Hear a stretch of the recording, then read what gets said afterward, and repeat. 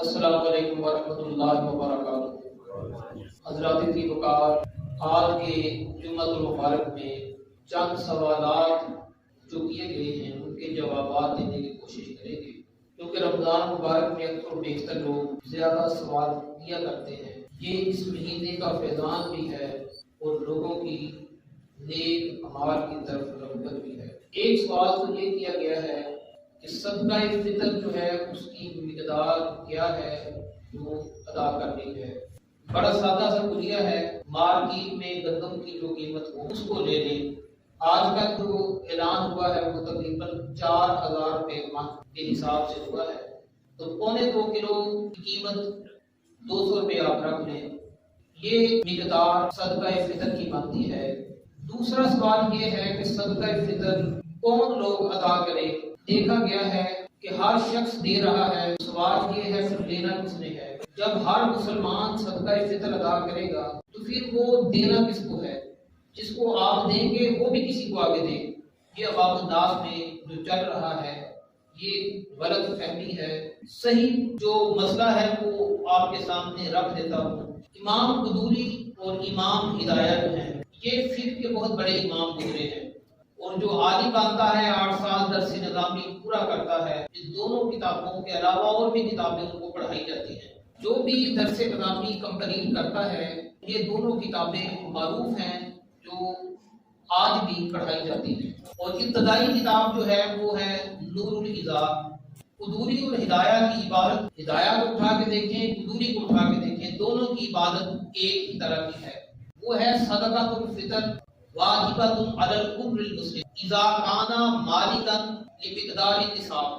بیان فرماتے ہیں امام ہدایہ اور امام قدوری، اس عبارت کے اندر ہے کہ صدقہ فطر واجب ہے ہر آزاد مسلمان پر جو مالک نصاب ہو۔ اللہ وحدہ لا شریک نے قرآن عظیم فرقان حمید میں ارشاد فرمایا وَأَقِیمُوا الصَّلَاةَ وَآتُوا الزَّکَاۃَ، نماز قائم کرو اور زکوٰۃ ادا کرو۔ تو زکوٰۃ انسان پر فرض ہے جو مالک نصاب ہو، تو جس پر زکوٰۃ دینا فرض ہے اسی پر صدقہ فطر واجب ہے۔ یہ مسئلہ ہے جو میں نے آپ کے سامنے بڑی تفصیل کے ساتھ فقہ کی معروف کتابوں کی روشنی میں بیان کیا ہے کہ صدقہ فطر وہی شخص ادا کرے گا جو آزاد ہو، مسلمان ہو، جو مالک نصاب ہو، جو نصاب کا مالک ہو، جس پر زکوٰۃ لاگو ہوتی ہے، وہ شخص جو ہے صدقہ فطر کی رقم ادا کرے گا۔ اب ایک اور سوال یہ کیا جاتا ہے کہ یہ صدقہ فطر کب تک ادا کیا جائے؟ تو اس کا ابتدائی وقت جو ہے وہ جیسے ہی رمضان کا آغاز ہوتا ہے آپ وہ ادا کر دیں۔ پہلے عشرے میں کر دیں زیادہ بہتر ہے، ورنہ 15ویں روزے تک کوشش کریں کہ کر دیں۔ تو ہو سکتا ہے کہ آپ جس کو صدقہ فطر کی رقم دے رہے ہیں، جن احباب نے صدقہ فطر ادا کرنا ہے، کسی غریب کو، کسی مستحق کو، وہ کوشش کریں 15ویں روزے تک کر دیں، تاکہ اگر اس نے سوٹ وغیرہ یا جوتی وغیرہ جو استعمال کرے گا عید کے دن، تو عید کی خوشیوں میں وہ آپ لوگوں کے ساتھ شامل ہو سکتا ہے۔ یہ بھی سوال کیا جاتا ہے کہ رمضان المبارک میں جب حفاظ کرام آپ لوگوں کو تراویح کی نماز پڑھاتے ہیں، آپ لوگ سنتے ہیں، قرآن سنایا جاتا ہے، تو عموماً مسجدوں میں یہی ہوتا ہے کہ 27 رمضان مبارک کو ختم قرآن کے بعد ان کو سوٹ وغیرہ، مٹھائی وغیرہ دے دی جاتی ہے، تو یہ سوٹ بھی ان کے کام نہیں آتا، عید الفطر کے بعد ہی استعمال کر سکتے۔ تو اس کی بہتر صورت یہ ہے کہ قاری صاحب ہے، حافظ صاحب ہے، جو آپ لوگوں کو قرآن سنا رہا ہے، 27 رمضان مبارک میں بھی تو دینا ہی ہے، تو آپ یہ اعلان کر سکتے ہیں کہ سوٹ وغیرہ جو تھا وہ ہم نے حافظ صاحب کو 5ویں روزے دے دیا ہے، لہٰذا آپ کیش کی صورت میں ان کی مدد کر رہے ہیں۔ تو اس طرح اعلان ہو سکتا ہے تاکہ وہ عید کے دن وہ سوٹ پہن سکتے ہیں۔ تو یہ بڑی قابل توجہ بات ہے جو میں نے آپ احباب کے سامنے رکھی ہے۔ تو بہتر یہی ہے جو میں نے آپ کے سامنے بیان کیا ہے، پہلے عشرے میں اس کا اہتمام کر دیں، ورنہ 15ویں روزے تک۔ بعد میں درزی جو ہے معذرت کر لیتے ہیں کہ ہمارے پاس رش وغیرہ زیادہ ہے، ہم سوٹ نہیں پکڑ سکتے۔ ظاہری بات ہے جو وعدے کیے ہوتے ہیں انہیں پر انہوں نے عمل کرنا ہوتا ہے، انہیں لوگوں کو سلائی کے بعد دینے ہوتے ہیں، اس لیے وہ احباب بھی اس بات کو مد نظر رکھتے ہوئے آپ سے وعدہ کرتے ہیں کہ اللہ وحدہ لا شریک نے سب سے پہلے نماز کو فرض فرمایا۔ اس کے اندر اللہ وحدہ لا شریک ارشاد فرماتا ہے وَأَقِیمُوا الصَّلَاةَ وَآتُوا الزَّکَاةَ، نماز قائم کرو اور زکوٰۃ ادا کرو۔ تو نماز کو اللہ تعالیٰ نے سب سے پہلے فرض کیا ہے۔ اس کی کیا وجہ ہے؟ اس کو مقدم رکھا ہے تاکہ اس میں انسان کے جو اعضاء ہیں وہ استعمال ہوتے ہیں۔ انسان کی بدنی عبادت جسے کہا جاتا ہے، بدن کی عبادت ہے، اس سے نماز انسان ادا کرتا ہے۔ پہلے اللہ تعالیٰ نے نماز کو فرض کر دیا، اس کے بعد اللہ وحدہ لا شریک نے زکوٰۃ کو فرض کر دیا۔ پہلا فرض جو ادا ہوا وہ نماز ہے، دوسرا فرض جو ادا ہوا وہ زکوٰۃ ہے۔ انسان اپنی جیب کی طرف دیکھتا ہے تو مال نکالتے وقت انسان سوچتا ہے، اسے تکلیف ہوتی ہے کہ میرے پاس اتنا مال ہے، میں کتنے دوں کتنے نہ دوں۔ کبھی تو وہ ٹال مٹول کرنا چاہتا ہے، کبھی کوئی نہ کوئی ہیلے بہانے تلاش کرنا چاہتا ہے۔ تو بدنی عبادت کی نسبت یہ ذرا مشکل عبادت تھی، اس کو اللہ وحدہ لا شریک نے بعد میں فرض کیا۔ اس کے بعد جو تیسرا فرض ہے اللہ وحدہ لا شریک نے انسان کو عطا فرمایا ہے اہل ایمان پر، اللہ وحدہ لا شریک نے، وہ رمضان کے روزے۔ حضرت علامہ علاء الدین حصکفی رحمۃ اللہ تعالی نے بیان فرماتے ہیں کہ یہ ہجرت کے 1.5 سال اور تحویل قبلہ کے بعد 10 شعبان المعظم سن 2 ہجری رمضان کے روزے فرض کیے گئے۔ تو اس میں انسان کو مشقت اٹھانا پڑتی ہے۔ دیکھیں کتنی چیزیں انسان کے سامنے ہوتی ہیں، لیکن وہ روزے کی وجہ سے رک جاتا ہے کہ میرا روزہ ہے، افطاری کے بعد دیکھا جائے گا۔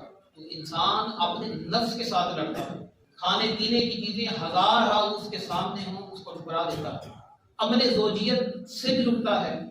تو روزے کا لغوی معنی ہی رکنا ہے اور ترک کرنا۔ شرعی اصطلاح میں روزہ جو ہے وہ کھانے پینے اور عمل زوجیت سے اپنے نفس کو بچا کے رکھنا اور تقوی و طہارت کے اس مقام پر جا فائز ہونا، اس کو روزہ کہا جاتا ہے۔ تو نماز ہو چکی، زکوٰۃ ہو چکی، اس کے بعد اللہ وحدہ لا شریک نے روزے کو فرض فرمایا۔ یہ بھی ایک دن سوال کیا گیا کہ ایک شخص اٹھا ہے 8 بجے اور اس نے برش بھی کر لیا ہے، اب نیت کر کے روزے کو پورا کر سکتا ہے؟ تو جواب یہ ہے کہ رمضان کے جو روزے ہیں یہ اللہ وحدہ لا شریک نے آپ احباب پر، اہل ایمان پر فرض کر دیے ہیں۔ اس میں اٹھ کر نیت کرنے کی ضرورت نہیں ہے۔ جیسے ہی رمضان کا مہینہ آنے لگتا ہے انسان کہتا ہے میں نے سارے روزے رکھنے ہیں، یہی نیت ہے۔ تو یہ تو فرض اللہ تعالیٰ نے کر دیا ہے کہ ایک مہینہ تمہارے اوپر رمضان کے روزے فرض ہیں۔ اللہ وحدہ لا شریک نے قرآن عظیم فرقان حمید میں ارشاد فرمایا فمن لم یجد، تم میں سے جو بھی یہ مہینہ پائے، شاہد منکم الشہر فلیصمہ، اس کو چاہیے کہ اس مہینے کے روزے رکھے۔ یہ اللہ وحدہ لا شریک نے فرض کر دیے ہیں۔ تو اب اس کی نیت کی ضرورت نہیں ہے، وہ اٹھے روزہ ہی روزہ ہے اس کا، وہ تو نیت کر چکا ہے کہ میں نے رمضان کے روزے رکھنے ہیں۔ تو وہ بعض ایسے بھی دیکھے گئے ہیں کہ جو سحری کے وقت تو اہل خانہ کے ساتھ بیٹھ جاتے ہیں، لیکن باہر جا کر سارا دن کھاتے رہتے ہیں، جب افطاری کا وقت آتا ہے ان کے ساتھ بیٹھ کے روزہ افطار کر لیتے ہیں۔ تو دیکھیں کہ یہ ہے کہ وہ اپنے اہل خانہ کے ساتھ جھوٹ بول رہے ہیں، اور دوسرا رب کریم کی بارگاہ اقدس میں ایک دن حاضر ہونا۔ یا ایھا الانسان ما غرک بربک الکریم، اے انسان تجھے کس چیز نے دھوکے میں ڈال دیا اس رب کریم کے سامنے حاضر۔ یہ دیکھیں کہ ایک تو یہ ہے وہ خود روزہ نہیں رکھ رہا، دوسرا ظاہر یہ کر رہا ہے کہ میں روزے دار ہوں، روزہ رکھ رہا ہوں، اور تیسرا یہ ہے کہ گھر والے جو ہوتے ہیں بڑا کو احترام کرتے ہیں کہ اس سال یہ روزے رکھ رہا ہے، تو لوگ بھی اچھا سمجھتے ہیں، محلے دار، احباب، رشتہ دار اچھا سمجھتے ہیں کہ یہ روزے رکھ رہا ہے۔ یقین کریں میں نے زندگی میں آج تک یہ نہیں سنا کہ رمضان کا روزہ تھا اس کی وجہ سے بندہ ہلاک ہو گیا، مر گیا۔ یہ تو پچھلے دنوں میں نے سنا ہے کہ آٹے کے حصول کی خاطر ڈائری تھی لگی ہوئی تھی، ہلچل مچی ہوئی تھی، کئی بزرگ آٹے کے حصول، مفت آٹے کے حصول کی خاطر اپنی جانوں کے پروانے دے کر، کئی عورتیں آٹے کے حصول کی خاطر اپنی جانیں گنوا بیٹھی۔ یہ سنا ہے، شاید آپ لوگوں نے بھی سنا ہے۔ تو یہ نہیں سنا کہ رمضان مبارک روزے رکھنے کی وجہ سے کوئی شخص دنیا سے چلا گیا، لیکن اس کی عبادت کی وجہ سے نہیں سنا کہ ایسا ہوا ہو۔ ہماری کوئی بھی حکومت ہو تو ان کو چاہیے کہ رعایا کا خیال رکھے۔ حضرت امام زین العابدین رضی اللہ تعالیٰ عنہ کے بارے میں مشہور تھا کہ یہ خیرات نہیں کرتے۔ یہ کیسے ہو سکتا ہے سید ہو سکینہ ہو؟ یہ نہیں ہو سکتا۔ عوام الناس میں مشہور تھا کہ یہ ثقافت نہیں کرتے۔ اس وقت پتہ چلا جب امام زین العابدین رضی اللہ تعالیٰ عنہ کے بدن سے کپڑے اتارے گئے، ان کو غسل دیا جا رہا تھا، تو غسل کے دوران دیکھا گیا کہ بوجھ اٹھانے کی وجہ سے ان کے جسم پر کئی نشانات تھے۔ تو 100 ایسے گھر تھے، رات کے وقت رات کی تاریکی میں اٹھتے، ان کے گھر کے باہر راشن کا تھیلا رکھ کے واپس آ جایا کرتے۔ تو لوگوں کو بعد میں پتا چلا کہ یہ 100 گھروں میں راشن کا اہتمام فرمانے والے لوگ نہیں تھے، امام زین العابدین رضی اللہ تعالیٰ۔ تو ہمارے اسلاف کا حال یہ ہے، حضرت عمر فاروق رضی اللہ تعالیٰ رات کو گشت کیا کرتے تھے، خیال کیا کرتے تھے لوگوں کا کہ ان کے پاس کھانے پینے کی چیزیں موجود ہیں۔ آج حالات یہ ہیں، اگر ایک فیکٹری کا چوکیدار، میں نے اس سے پوچھا کہ آپ بھی آٹا لینے کے لیے گئے ہو، مفت آٹا جو مل رہا ہے، وہ کہتا ہے میں نے آج 3 چکر لگائے ہیں لیکن مجھے آٹا نہیں ملا۔ پھر اگلے دن میں نے کہا کیا بنا، وہ کہتا 5:30 بجے صبح گیا، پھر میں نے آٹا حاصل کیا۔ دیکھیں کہ ایک آٹے کے حصول کی خاطر بڑا آسان سا کلیہ ہے، کوئی بھی جماعت ہو، سب کے لیے میری ایک بڑی سادہ سی گزارش ہے کہ آپ احباب سیاستدانوں سے ملتے ہیں، یہ ان کو مشورہ دیں، آپ لوگوں کا حق ہے آگے میری بات کو پہنچا دیں کہ اگر ویسے ہی اعلان ہو جائے کہ رمضان مبارک میں پورے پاکستان میں 3000 تک بجلی کا بل نہیں دیا جائے گا، اگر کسی کا 2000 آئے تو 1000 روپیہ واپس لے لیں، اگر کسی کا 5 ہے تو 3 چھوٹ ہے، 2000 جمع کرا کے اپنا بل ادا کروا۔ تو دیکھیں، نہ تو لوگوں کو کتاریں لگانی پڑے گی، نہ آٹے کے حصول کی خاطر جانا پڑے گا، نہ پورا دن ضائع کرنا پڑے گا۔ تو بہترین طریقہ کار ہے کہ اس طرح ہر گھر میں رمضان کی برکتیں حاصل ہو جائیں گی۔ لیکن بدقسمتی یہ ہے کہ آج نہ تو گیس اویلیبل ہوتی ہے، نہ بجلی اویلیبل ہوتی ہے، اور لوگ عبادت میں بھی مشکلات کا شکار نظر آتے ہیں۔ تو خدا جو بھی حکمران ہیں وہ رحم فرمائیں اپنی رعایا کے ساتھ، اور ان کے بارے میں ان سے سوال کیا جائے گا، لیکن جو بھی آتا ہے اپنا پیٹ بھرتا ہے چلا جاتا ہے، عوام کا خیال کرنے والے بہت کم لوگ ہیں۔ تو اللہ تعالیٰ سے میں یہی امید کرتا ہوں کہ اللہ وحدہ لا شریک ہمیں ایسے حکمران عطا فرمائیں، بلکہ جو عطا فرمائے ہیں اللہ تعالیٰ انہیں دین کی ہدایت دے دے، اور آئندہ بھی ایسے حکمران اللہ تعالیٰ عطا فرمائے جو دین کی دولت سے راستہ، جب دین کی دولت سے راستہ ہوں گے وہ دیندار ہوں گے، اپنا بھی خیال کریں گے، اپنے ملک کا بھی کریں گے۔ تو یہ تفصیل کے ساتھ میں نے آپ لوگوں کے سامنے بیان فرما دیا ہے کہ سب سے پہلے اللہ وحدہ لا شریک نے جو چیزیں فرض فرمائی ہیں وہ نماز ہے، زکوٰۃ ہے، اس کے بعد رمضان کے روزے اللہ وحدہ لا شریک نے اہل ایمان پر فرض فرمائے۔ ہمارے میں یہی عبادت ہے، نماز بھی پڑھی جاتی ہے، خیرات بھی کی جاتی ہے، صدقہ بھی دیا جاتا ہے، رمضان کے روزوں کا بھی خیال کیا جاتا ہے، پھر سحری افطاری کے لمحات ہوتے ہیں، انسان اٹھتا ہے تو سحری کا بستر انسان کے لیے دعائے استغفار کر رہا ہوتا ہے۔ دیکھیں کیسا سبحانہ وقت ہوتا ہے کہ جب سحری کے وقت انسان اٹھتا ہے، خال کے کائنات آسمان دنیا میں جلوہ گر ہوتا ہے، ہر روز تہجد کے وقت اللہ وحدہ لا شریک آسمان دنیا میں جلوہ گر ہوتا ہے، آسمان دنیا میں اللہ تعالیٰ کا آنا اور ندا دینا، جلوہ گر ہونا، پھر اللہ تعالیٰ کی طرف سے ندا آتی ہے، ہر مدعی ہے کہ دعا مانگنے والا میں اس کی دعاؤں کو قبول فرماؤں۔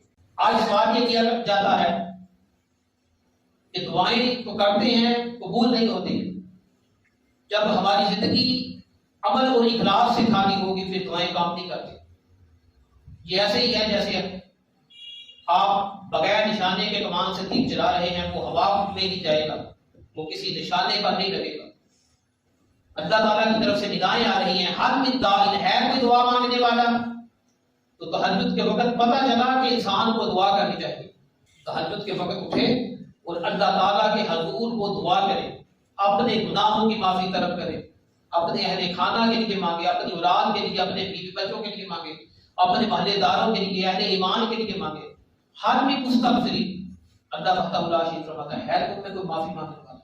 دیکھیں اللہ وحدہ لا شریک کی طرف سے کیسی ندائیں آ رہی ہیں، ہے کوئی دعا مانگنے والا، ہے کوئی معافی چاہنے والا، ہے کوئی اپنے گناہوں پہ رونے والا۔ یقین کریں، میرا اپنا یقین یہ ہے کہ تہجد کے وقت جب انسان اٹھتا ہے اور اللہ تعالیٰ کے حضور گڑ گڑا پڑتا ہے، رو پڑتا ہے، اس کے آنسو زمین پر یا اس کے چہرے پر بال سے گرتے ہیں، قریب اللہ سے معاف پہلے کر دیتا ہے۔ یہ اللہ تعالیٰ کا فضل ہے اہل ایمان پر، اپنے بندوں سے اللہ تعالیٰ بڑی محبت کرنے والا ہے۔ آسمان دنیا پہ جلوہ گر ہے، اللہ تعالیٰ کی رحمت جلوہ گر ہے۔ اللہ تعالیٰ فرماتا ہے حل من طالب، اے میرے بندو ہے تم میں کوئی توبہ مانگنے والا، میں اسے توبہ کی دولت سے سرفراز فرماؤں۔ حضرت عبداللہ ابن مسعود رضی اللہ تعالیٰ عنہ بیان فرماتے ہیں جنت کے 8 دروازے ہیں اور جو باب توبہ ہے یہ کھلا رہتا ہے، کبھی بند نہیں ہوتا. فرشتوں نے اسے کو پکڑ رکھا ہے کہ جب بھی رات کا وقت ہو، دن کا وقت ہو، میرا بندہ میری طرف آنا چاہے، باب توبہ کھلا ہے.